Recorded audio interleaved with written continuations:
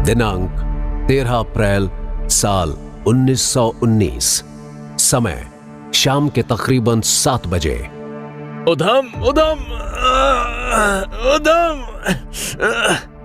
मुक्की, मुक्की क्या हुआ? खून खून कैसे लगा? हाँ? गोली गोली लग गई मुझे। गोली? गोली कैसे? तू ठीक तो है? हाँ? जलियांवाला बाग में गोली चली है। बहुत सारे लोग मरे हैं। भाई तू घबरा मत मुक्की। चल तुझे अस्पताल ले चलता हूं मैं। आजा। हाँ। नहीं नहीं नहीं, बाहर मत जा। उधर कर्फ्यू लगा है। और तू घबरा मत मुक्की, कुछ नहीं होगा। आजा हाथ दे अपना, मैं तुझे अस्पताल ले चलता हूं। चल हाथ दे। उधम सिंह, ये वो नाम है जो जलियांवाला बाग नरसंहार के साथ हमेशा के लिए जुड़ा हुआ है। जब जलियांवाला बाग नरसंहार हुआ था, उस वक्त उधम सिंह की उम्र मात्र 20 साल थी। वो उस वक्त अमृतसर के ही एक अनाथालय में रहते थे। उनके पिता की मौत 12 साल पहले यानी साल 1907 में ही हो गई थी, और फिर साल 1917 में उनके बड़े भाई की भी मौत हो गई थी।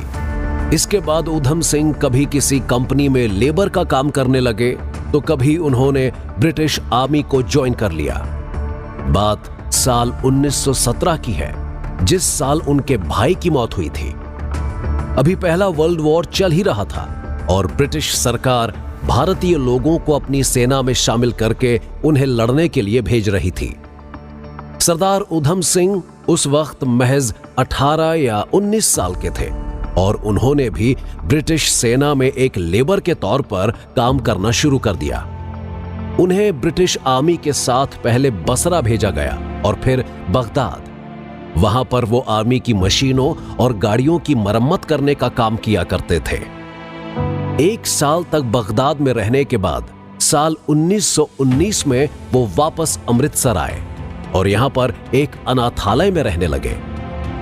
जिस समय जनरल डायर ने जलियांवाला बाग में हजारों हिंदुस्तानियों पर गोलियां बरसाई, उस वक्त उधम सिंह अनाथालय में ही थे। और जब उनके साथ रहने वाला उनका दोस्त गोली लगने के बाद कराहता हुआ उनके पास पहुंचा, तब उधम सिंह को जलियांवाला बाग के बारे में पता चला, जहां से उनकी आगे की जिंदगी पूरी तरह से बदल गई। हर तरफ से दर्द और कराहने की आवाज सुनाई पड़ रही थी। लाश के ढेर के बीच बैठी कोई छोटी बच्ची अपनी मां को ढूंढते हुए रो रही थी, तो कहीं कोई बुजुर्ग लाश के ढेर के बीच अपने जवान बेटे को तलाशते हुए दहाड़ मार रहा था। यहां पर मौजूद हर किसी का दुख इतना बड़ा था कि कोई चाहकर भी किसी की सहायता करने की हिम्मत नहीं जुटा पा रहा था।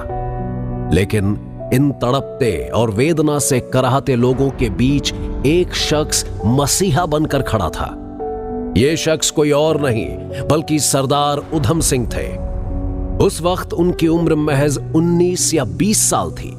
कहने को तो उधम सिंह का वहां पर घायल पड़े लोगों से खून का कोई रिश्ता नहीं था, लेकिन कहते हैं ना, इंसानियत का रिश्ता सबसे बड़ा होता है, जो खूंखार और तानाशाह अंग्रेज सरकार में तो बिल्कुल नहीं था।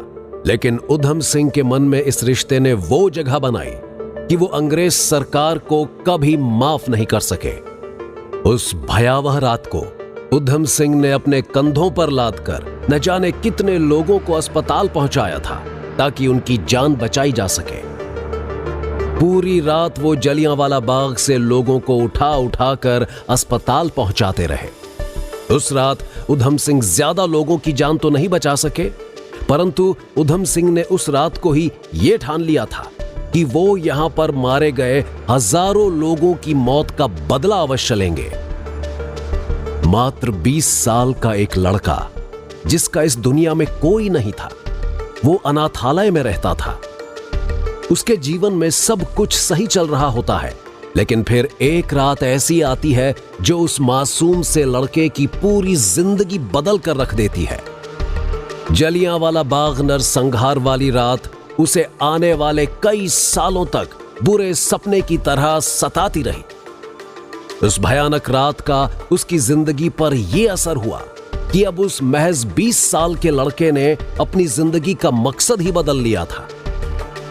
अब उसका मकसद था बदला। हजारों बेकसूर और मासूम हिंदुस्तानियों की मौत का बदला। जलियांवाला बाग नरसंहार का असर यह हुआ कि अब उधम सिंह ने ब्रिटिश आर्मी की नौकरी छोड़कर भारत की आजादी की लड़ाई में उतरने का निर्णय कर लिया। भगत सिंह के साथ मिलकर वो देश में क्रांति का अलख जगाने लगे। साल 1924 में उन्होंने गदर पार्टी ज्वाइन की, जो कि भारत से बाहर रह रहे हिंदुस्तानियों को एकजुट करके भारत की आजादी के लिए लड़ाई के लिए तैयार करने का काम करती थी। इस बीच उधम सिंह कई बार जेल भी गए। साल 1931 में भगत सिंह को फांसी दे दी गई। अब उधम सिंह अकेले हो गए थे। भगत सिंह को फांसी दिए जाने के बाद उधम सिंह पुलिस से बचते हुए कश्मीर के रास्ते जर्मनी पहुंच गए और फिर जर्मनी से अंग्रेजों की राजधानी लंदन। दिनांक 13 मार्च साल 1940। स्थान लंदन का कैक्सटन हॉल। लंदन के कैक्सटन हॉल में ईस्ट इंडिया एसोसिएशन और सेंट्रल एशियन सोसाइटी की मीटिंग हो रही थी और इस मीटिंग में माइकल ओडायर को स्पीच देने के लिए बुलाया गया था। जी हां, वही माइकल ओडायर जो साल 1919 में जलियांवाला बाग नरसंहार के समय पंजाब का लेफ्टिनेंट जनरल था और उसी ने जनरल डायर को जलियांवाला बाग में गोली चलाने का ऑर्डर दिया था। भारत में लेफ्टिनेंट गवर्नर रहते हुए उसके काम को ब्रिटिश सरकार ने खूब सराहा। उसे ब्रिटिश सरकार की तरफ से कितना सम्मान मिला था, इसका अंदाजा आप इसी बात से लगा सकते हैं कि आज इस कैक्सटन हॉल में उसे गेस्ट के तौर पर स्पीच देने के लिए बुलाया गया था। कैक्सटन हॉल में स्पीच देते हुए माइकल ओडायर को इस बात का अंदाजा तक नहीं था कि कोई शख्स पिछले 21 साल से उसका पीछा करते हुए आज उससे यहां मुलाकात करने आ रहा है। What is your name? My name is Azad. Are you Indian? I'm sorry, Indians are not allowed here. No. See this. I have a ticket for this meeting. Please let me go in. From where you got this? This is ticket. My wife's ticket. But she is not coming. She is ill, so I am coming. Please let me go in. Okay. What is that in your hand? Book. Just a book. Actually, I am coming from the library. So, this is a book. Okay. Gentlemen, go. Thank you. This is what I learned from my own experience, and I hope this will help you a lot. Thank you. Thank you very much. Mr. Dwyer! Sardar Udham Singh ने जलियांवाला बाग नरसंहार का बदला ले लिया था। उन्होंने Michael O'Dwyer को उसके ही घर में घुसकर उसकी आंखों में आंखें डालकर गोली मारी थी। वो कई वर्षों से लंदन में रहते हुए माइकल ओडायर पर नजर रख रहे थे। आखिरकार उस दिन कैक्सटन हॉल में उन्हें वो मौका मिल ही गया। हॉल के अंदर वो एक किताब के बीच अपनी बंदूक छिपा कर ले गए थे और फिर पूरी भीड़ के बीच उन्होंने माइकल ओडायर पर गोलियां चलाते हुए उसे मौत के घाट उतार दिया। उधम सिंह को तुरंत ही ब्रिटिश पुलिस ने गिरफ्तार कर लिया।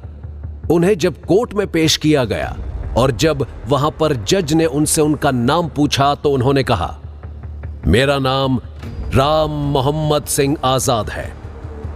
यह नाम ही उनकी महान सोच को जाहिर करने के लिए पर्याप्त है। उन्होंने खुद को धर्म से ऊपर उठाकर एक हिंदुस्तानी के रूप में अपनी पहचान बताई। कोर्ट के जज ने जब उधम सिंह से माइकल ओडायर की हत्या का कारण पूछा तो उन्होंने उसका क्या जवाब दिया, आइए खुद उनके ही शब्दों में सुनते हैं। I did it because I had a grudge against him. He deserved it. I don't belong to society or anything else. I don't care. I don't mind dying. What is the use of waiting until you get old? Is Zetland dead? He ought to be.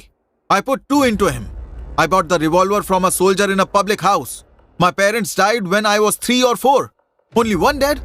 I thought I could get more. I did it because I had a grudge against him. He deserved it. He was the real culprit. He wanted to crush the spirit of my people. So I have crushed him. For full 21 years, I have been trying to seek vengeance. I am happy that I have done the job. I am not scared of death. I am dying for my country. I have seen my people starving in India under the British rule. I have protested against this. It was my duty. आखिरकार 31 जुलाई 1940 को उधम सिंह को London की jail में फांसी दे दी गई, लेकिन उन्हें अपनी मौत का तनिक भी अफसोस नहीं था। उन्होंने अपने मकसद को पूरा किया था। उन्हें तो इस बात की खुशी थी कि उन्होंने हजारों बेकसूर और मासूम लोगों को न्याय दिलाने का काम किया है। उन्होंने गुलाम हिंदुस्तान की आवाज ब्रिटिश न्यायालय तक पहुंचाई थी। अपने साथी भगत सिंह की ही तरह उधम सिंह ने भी मौत को हंसते हंसते गले लगाया था। लेकिन उधम सिंह ने अपनी इस बहादुरी से भारत की आजादी की लड़ाई का बिगुल फूंक दिया था। उस समय दुनिया भर के मीडिया में उधम सिंह की चर्चा हुई थी। कई न्यूज़पेपर और पत्रिकाओं में उधम सिंह के इस कार्य को सराहा भी गया। उस वक्त द टाइम्स न्यूज़पेपर के रिपोर्टर और इतिहासकार विलियम एल शायरर ने जनरल डायर की हत्या के अगले दिन लिखा, भारत के अधिकतर लोग गांधी के अलावा इस बदले से बहुत खुश होंगे। ओडायर ने अमृतसर में साल 1919 में हुए नरसंहार में महत्वपूर्ण भूमिका निभाई थी, जिसमें जनरल डायर ने 1500 हिंदुस्तानियों पर निर्दयता से गोली बरसाई थी। जब मैं इस नरसंहार के 11 साल बाद 1930 में अमृतसर में था, तब भी वहां के लोगों में गुस्सा भरा हुआ था। वहीं जर्मनी के रेडियो पर भी उधम सिंह को सराहते हुए कहा गया, The cry of tormented people spoke with shots. हालांकि महात्मा गांधी और पंडित जवाहरलाल नेहरू जैसे बहुत से लोगों ने उस समय उधम सिंह के इस कृत्य की निंदा की थी। गांधी जी ने इसे सेंसलेस काम बताया। हालांकि भारत की आजादी के बाद साल 1952 में भारत के प्रथम प्रधानमंत्री के रूप में पंडित जवाहरलाल नेहरू जी ने उधम सिंह के सम्मान में कहा, मैं शहीद आजम उधम सिंह को सैल्यूट करता हूं, जिन्होंने फांसी के फंदे को चूमा ताकि हमें आजादी मिल सके। भारत के प्रधानमंत्री द्वारा उधम सिंह को सम्मान दिए जाने के बाद उन्हें शहीद उपनाम दिया गया।